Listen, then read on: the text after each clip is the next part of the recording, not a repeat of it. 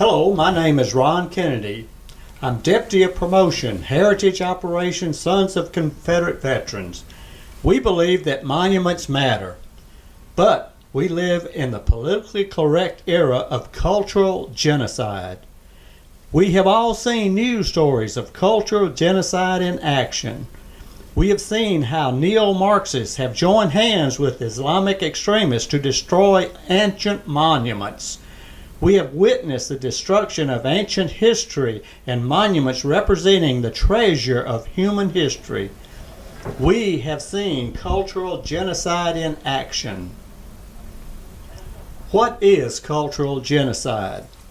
On February the 3rd, 2016, the European Union branded the Islamic State's persecution of Christians as acts of genocide.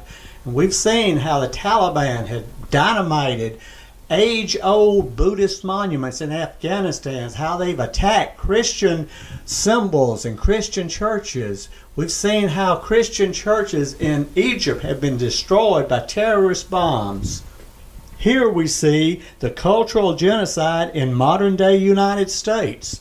Genocide conducted by mobs of neo-Marxists with the full support of the left-wing mass media and the passive indifference of our own elected politicians.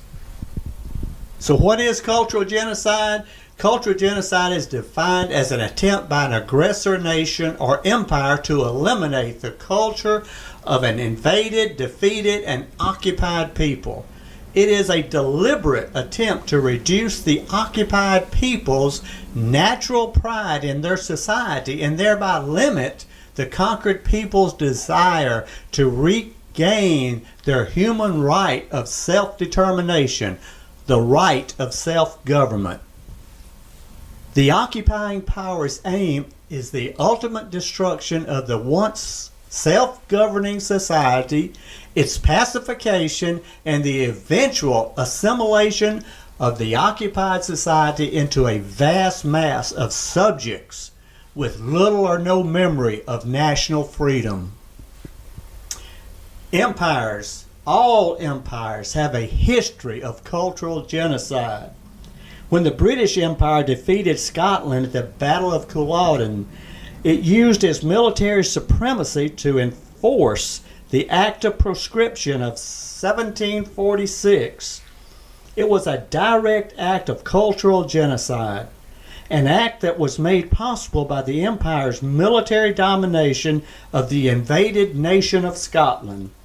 The act banned major aspects of Scottish culture, such as the wearing of Highland clothes, tartans, plaids, and shoulder belts, or anything that could be associated with traditional Scottish culture.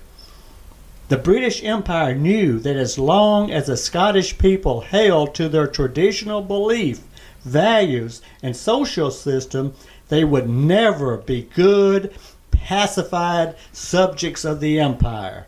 Thus, their campaign of cultural genocide. The 1887 Dawes Act is an example of the federal government engaging in cultural genocide. 26 years prior to the Dawes Act, during the North's invasion of the Confederate States of America, Northern President Lincoln sent General Pope to Minnesota to take care of the Indian problem there.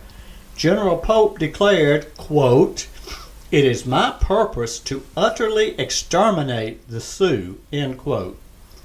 Note that this fine Yankee general, who had recently been engaged in activities against Southerners, used the very word exterminate to indicate what he intended to do.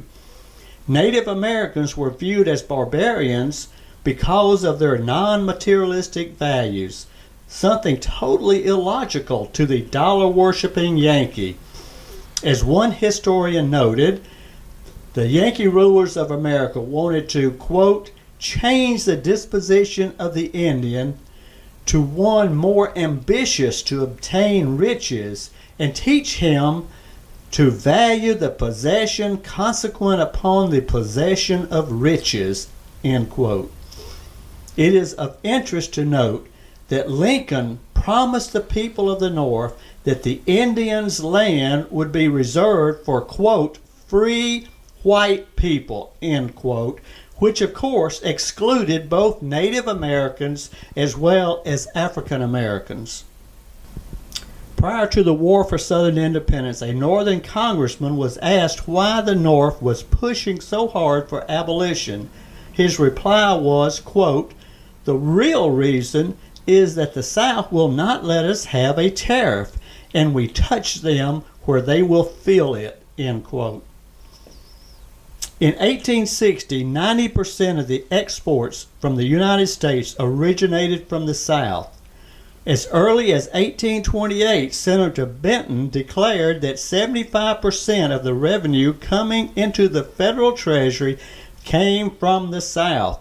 He complained that, quote, this is the reason why wealth disappears from the South and rises up in the North. Federal legislation does all of this, end quote. A mere 40 years after the sovereign states ratified the Constitution, thus creating the federal government, Southerners could see that the South was quickly becoming a colony of the North, and they knew that colonies exist not for the benefit of the colonials, but for the benefit of the empire. So why is this campaign of cultural genocide continuing against the South? Frank Lawrence Owsley in the 1930s wrote, quote, write error across the pages of Southern history and set unborn generations upon stools of everlasting repentance. Northern textbooks and Southern schools, the Southern child had little choice. They had to accept the Northern version of history with all its condemnations and carping criticism of the South. Lincoln was the real Southern hero because Lincoln saved the Union, or so they were told, end quote. Remember, empires understand that an occupied people cannot be pacified as long as they honor their native culture.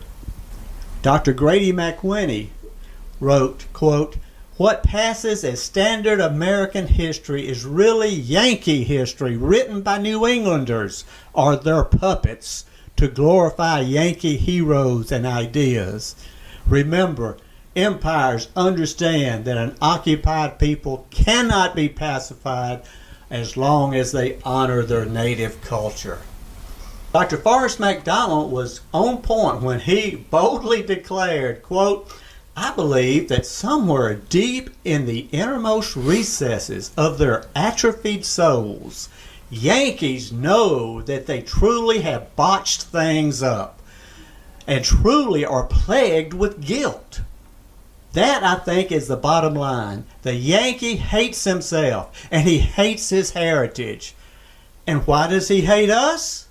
Because we do not hate ourselves and we treasure our heritage. Again, I want to point out, empires understand that an occupied people cannot be pacified, they cannot be ruled as long as they honor their native culture. The South's honorable heritage is under vicious attack. Slanderous untruths are taught in schools paid for by Southern taxpayers.